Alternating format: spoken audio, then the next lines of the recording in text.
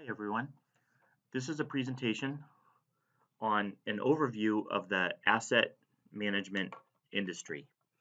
I'm Mark Potter from Babson College.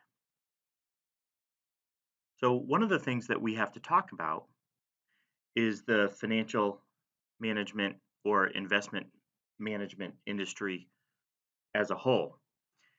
You can divide it up a couple different ways, and one of them is understanding the difference between the buy side and the sell side. So in short, the sell side is focused primarily on placing or selling securities, and the buy side is focused on purchasing securities or investments. So, sell side firms include companies related to investment banking and commercial banking. They include companies that trade securities and recommend to others which stocks to buy and sell and which bonds to buy and sell. Another key difference is that the sell side companies focus on helping firms raise money by selling those securities to other people. So, for example, you would have a company like Bank of America help Dell EMC raise either debt or equity capital and sell that debt or equity capital on the open market. On the flip side, you'll have buy side firms that promote things like mutual funds. So we can see this sheet gives us an indication for the largest investment banks, at least as of the beginning of 2018. And this is just 20 of the largest firms. These are called bulge bracket banks, and you have also niche investment banks that focus on a particular industry or size of company that they try to help. But essentially, investment banks are code for sell side. Here's a list of the world's largest money managers. And so you can see that there are some overlaps between the list on the previous slide and this one. So, for example, JP Morgan is a sell side company, but they also have a department or division that focuses on the buy side. Same thing with Goldman Sachs. Goldman Sachs is a sell side firm, but they also help people manage money. On the flip side, you have some key buy side firms in here. And again, these are companies that have essentially mutual funds and exchange traded funds that allow you and I and other institutional and corporate purchasers to invest our money. So BlackRock, Vanguard, for example, Fidelity, PIMCO, Wellington, these are buy side companies. They essentially get paid to manage our money and help it grow. And that's essentially the difference between the buy side and the sell side. In terms of if we go to the buy side and we think about mutual fund firms, who are their customers?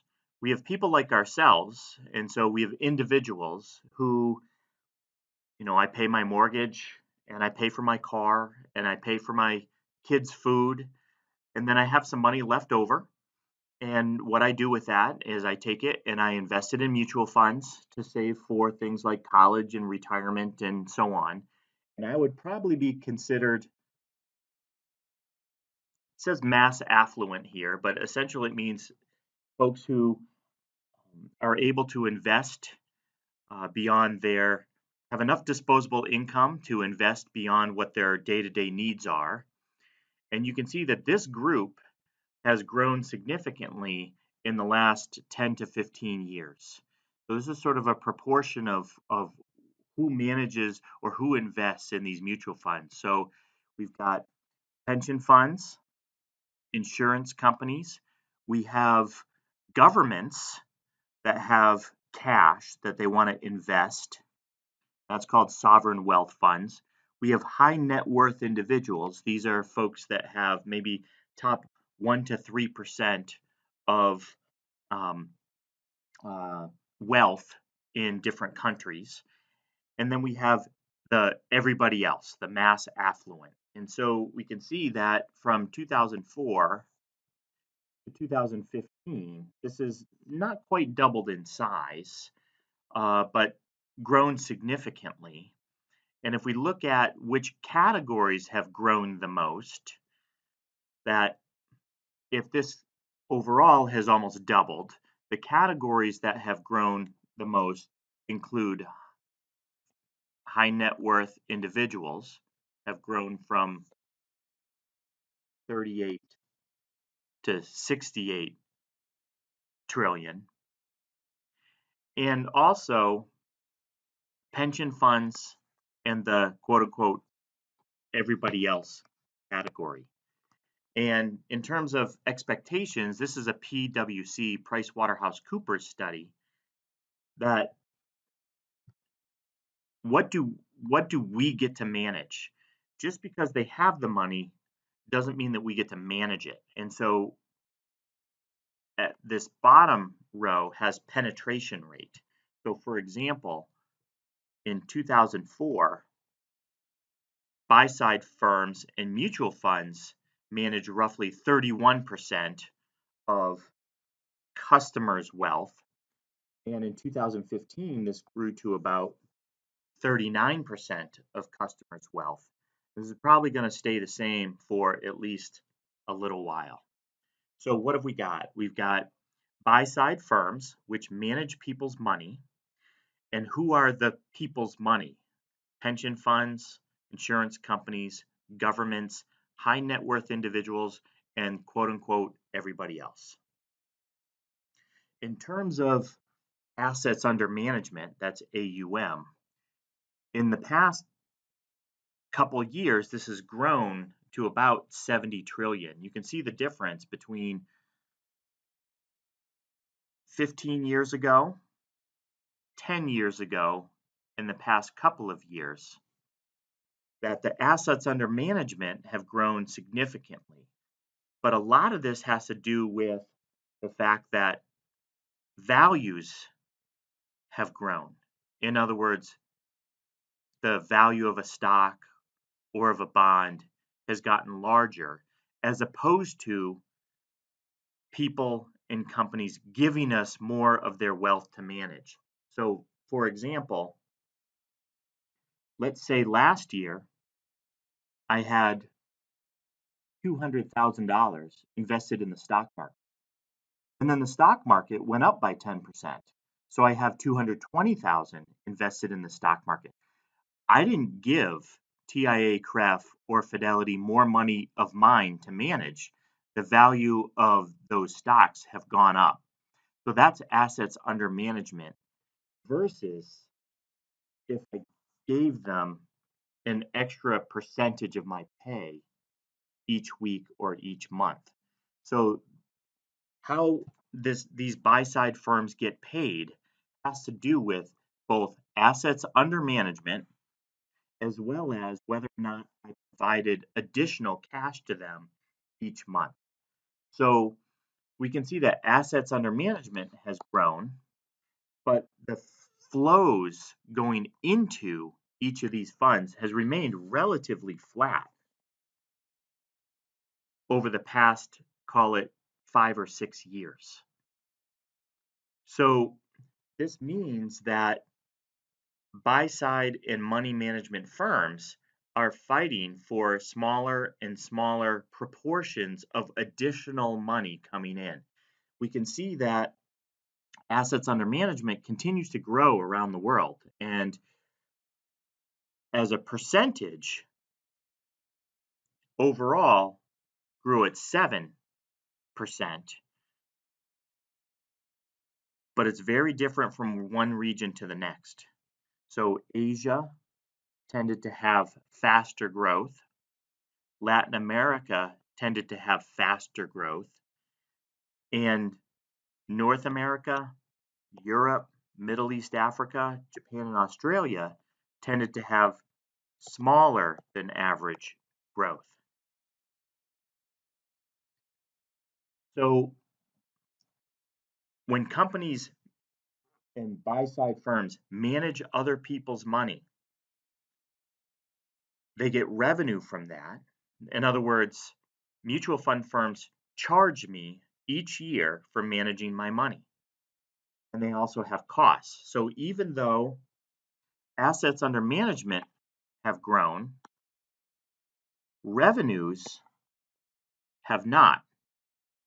Costs remain flat.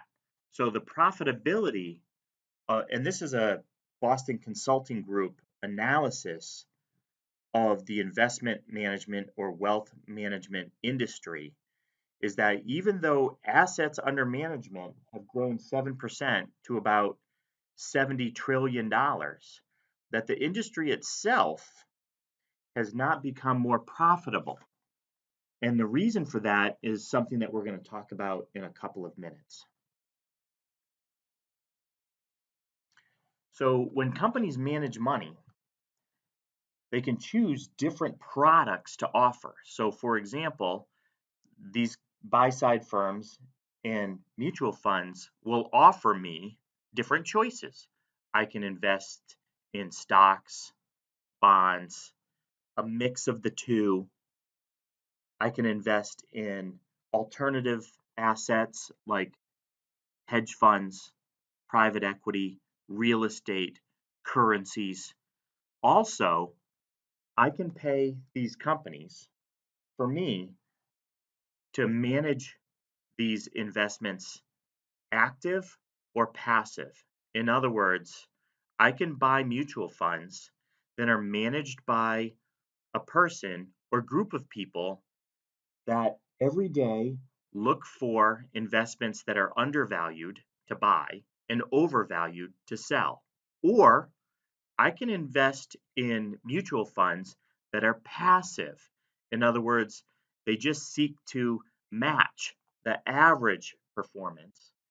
And in this case, it's managed sort of by a computer that I just want to invest in the Standard & Poor's 500 stocks in the relative weights that are maintained. So big companies, I invest more of my money in them. Small companies, I invest less of my money in them. And this very busy chart or graph illustrates the change in time over time of what people are invested in.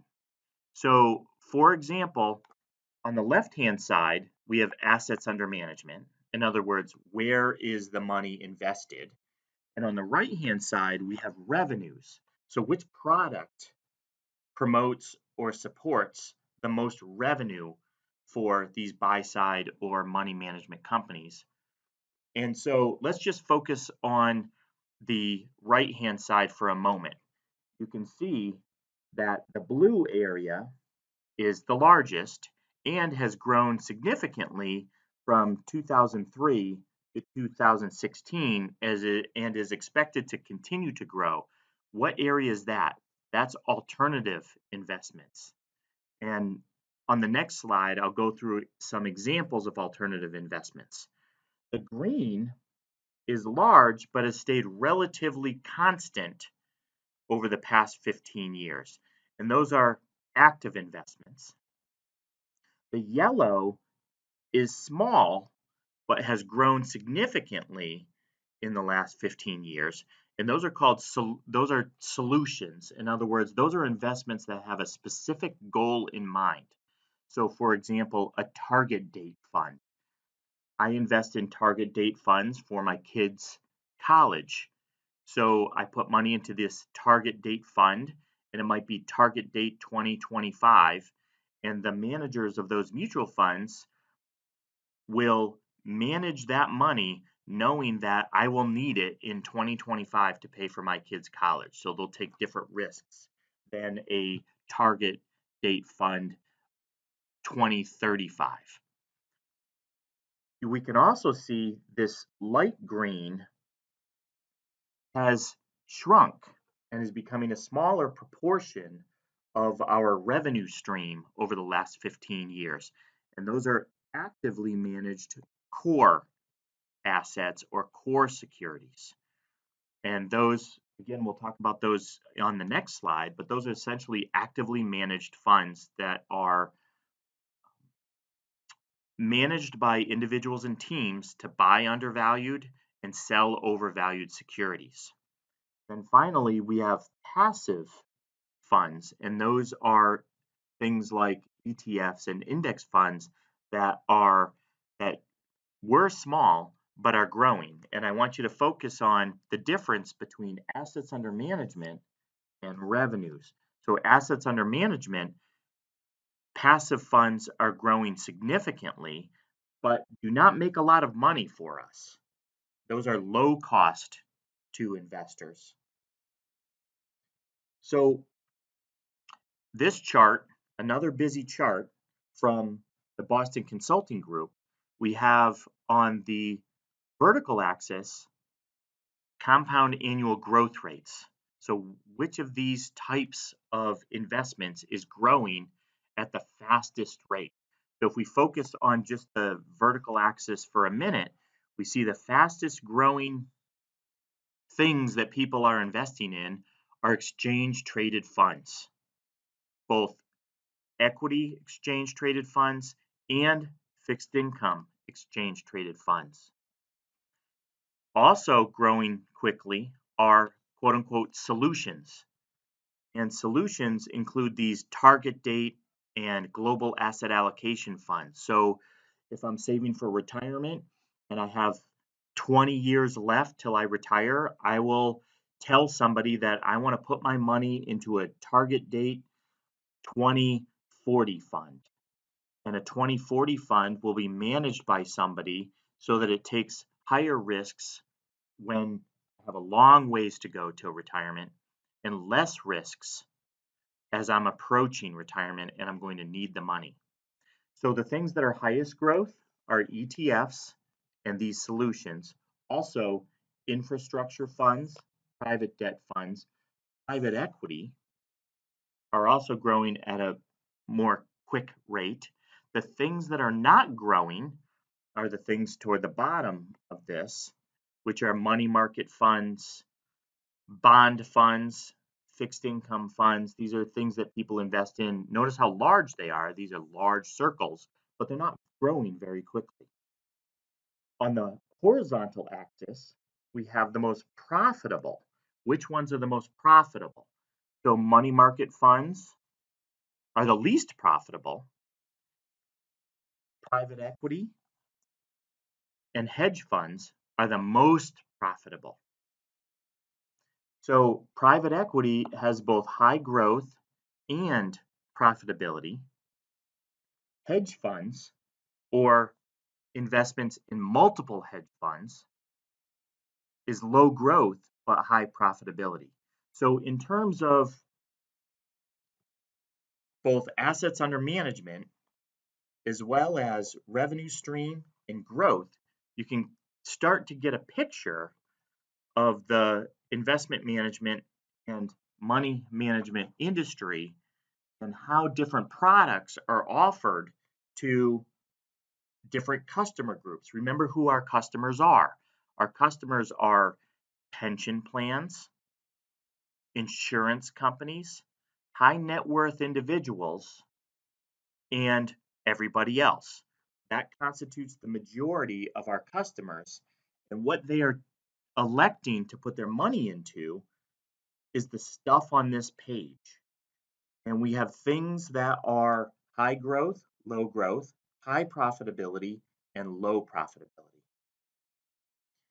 If we disentangle this and unpack this a little bit more by region, these are all specific products that are offered to our customers in the United States, Europe, and in the Asia Pacific region.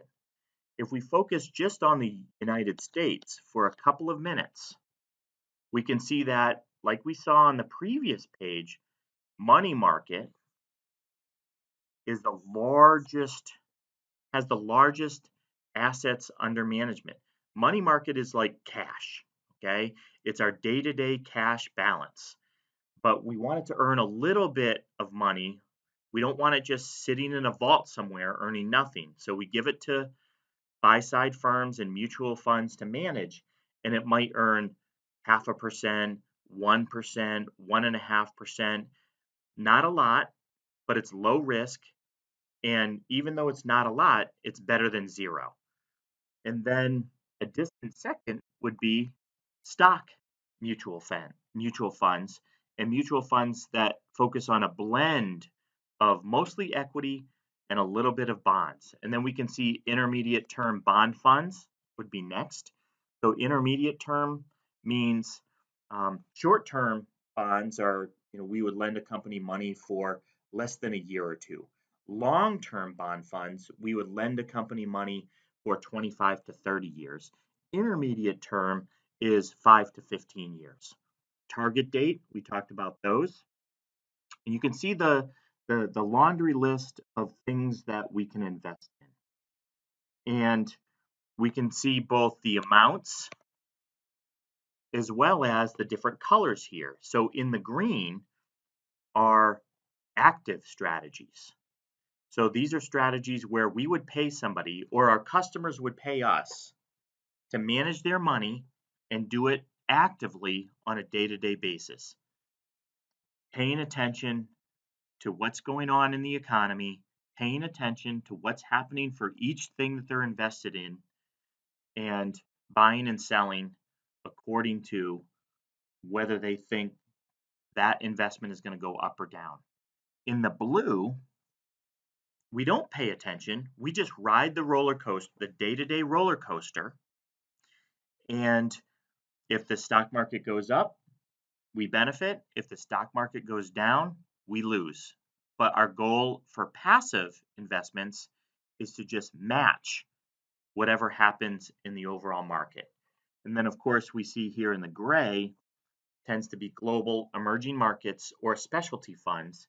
And then in the yellow are solutions. And solutions are things that are constructed for a specific goal. So instead of investing in a specific type of security, in other words, say I woke up this morning and said, well, I'm bullish on stocks, so I want to invest in some stock mutual funds. That's a security that I'm buying.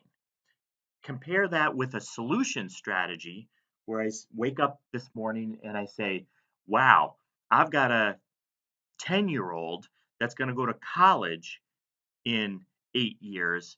And so I need to invest something that has a goal of helping me save for that 8-year horizon and takes specific that specific risk return matrix in mind.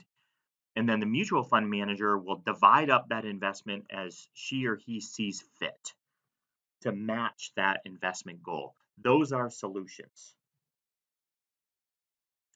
If we think about the different buy-side firms and money managers that are out there, let's go back to those for just a second. So scroll back up. So these are money managers, and this is in millions of euros, okay? So these are very, very large money management companies that companies get larger and smaller by folks investing in them and also by what they're invested in. And so we can see that the level of profitability can be driven by the size of these companies' assets under management. So the most profitable money managers are either boutique managers that have under 250 billion, and their margin, this is EBITDA, earnings before interest and taxes, depreciation, amortization. Think about it as operating profit on a percentage basis. So for every $100 of revenue, you keep $44 of operating profit. And then from that, you pay overhead, back office, and financing costs, taxes, things like that. Small boutique asset managers and very large asset managers have the highest level of profitability, and the lowest profitability are firms that are in the middle that manage between 250 billion and 750 billion. So what that means is that you either need to specialize and be a boutique firm, or you need to be very large. So what's been happening in the past few years is that there's been consolidation in this industry. So there have been a number of deals, some very large deals. These are very large deals. And we can see that the growth rate in mergers and acquisitions has been relatively consistent over the past few years, growing at about 6% per year. And if we look at a recent study by Deloitte, Deloitte looked at all the deals. So on the left-hand side is the deal size. So that's the green bars. So you can see that 2017, very, very large average deal size. And on the right-hand side is the number of deals. So there have been a fair number of deals in the last 2 or 3 years. So that's what we're going to get when we see profitability bifurcated by company size. And remember, way back when, earlier in this deck, we saw, who are the customers of these buy-side and money management firms? Pension companies, insurance companies, those are key clients and key customers. But the two other areas that are growing are high net worth individuals, HNWI, high net worth individuals, and everybody else. So this chart, this comes from Ernst & Young, is a chart of the investable assets. In other words, take the high net worth individuals in the top, quote unquote, 20 countries in trillions US, and what are their net investable assets? In other words, after they pay for their day-to-day expenses, what do they have left over to invest in us? And this is the absolute growth rates, either recently or expected to 2021. So the largest remains in the US, but I also want us to focus on the spread, and the spread has gotten more broad. This was much more concentrated in the US in the past 20 years, and in the next 20 years, Latin America, India, Middle East, China, Russia, Australia, and some parts overall of Europe. And so those absolute growth rates might look fairly small, but remember, this is trillions. So 0.5 is 500 billion US. And that's money that has to get managed, and folks who will want that to be managed quite carefully. And then finally, KPMG did a survey of 85 CEOs in the investment management, asset management / wealth management industry. And what we can see going forward is, one, this industry is getting disrupted.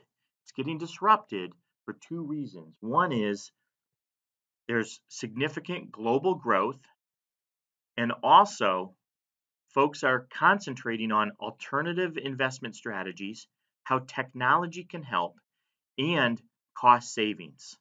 So we can see that spread out in this CEO survey finding. Progress on technology, but concerns about whether or not they're implementing it the right way. Cyber risk and fraud. Business growth is going to be strong. Not sure if we're investing the right way for it. There's a disconnect between innovation and ambition. In other words, there's emerging technologies, but not sure if we're investing in those quite the right way. There is going to be a renewed focus on the customer. This seems like a trite, easy thing to say, but in the past, let's think about this. Passive investments do not necessarily focus on the customer. Passive investments just seek to mimic what's happening in the market. Well, how does that match to what my specific needs are? So we can use artificial things like artificial intelligence to match what my needs are with a low cost investment strategy. Planning for uncertainty. We don't know what's going to happen, but we can plan for the unknown.